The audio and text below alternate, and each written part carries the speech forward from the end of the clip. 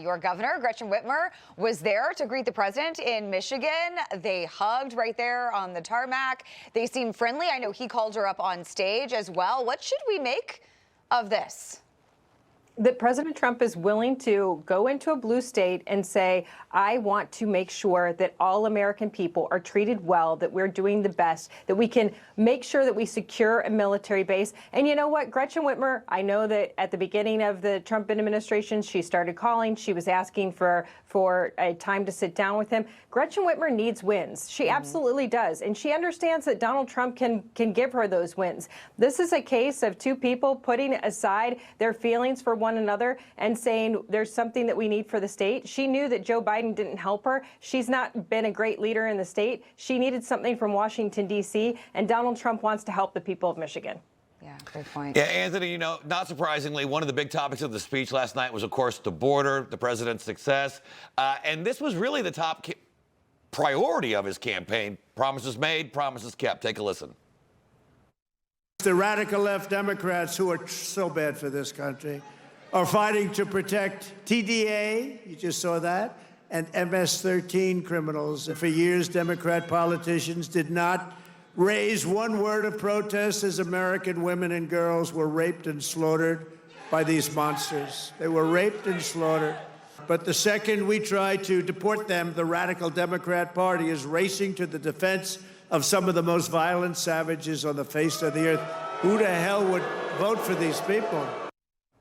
I mean, it's pretty easy. You're either with the victims or you're with the alleged illegal immigrant suspects. And obviously, we know where the president stands. Yeah. Absolutely. And there's so many opportunities for Republicans to capitalize on the ridiculous decisions of Democrats. I mean, just look at a couple of weeks ago when nearly every Democrat in the House of Representatives, including those in places like on Long Island and in New York, that won tough seats, they voted against the SAVE Act. They put illegal migrants ahead of law-abiding citizens. And this whole idea, I know that Charles and I have talked about this whole idea that it was voter suppression, that it took away the voting rights of married women, that's all nonsense. It's part of their playbook. And what it tells you is that Democrats, even those who try to claim to be moderates, they are being dictated by the far left of their party, and they're never going to cross the line. And that's what's happening here. Republicans have become the party of common sense. And that is something that President Trump continues to say. He didn't win this election by the numbers he won just because he was supported by Republicans and conservatives. He was supported by independents and Democrats who believe in common sense. And that's why in places like New York and California and these blue states, we are doing better and better. And in 2026, we're going to pick up some of those seats that we lost because common sense will prevail.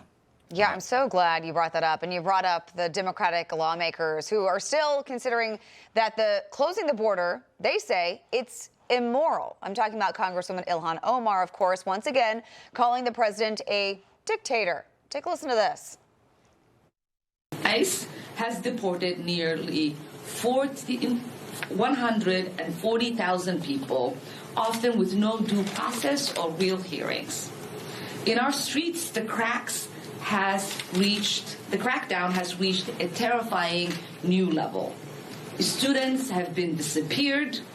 Their only crime is daring to demand an end to a genocide. This is the behavior of a dictator.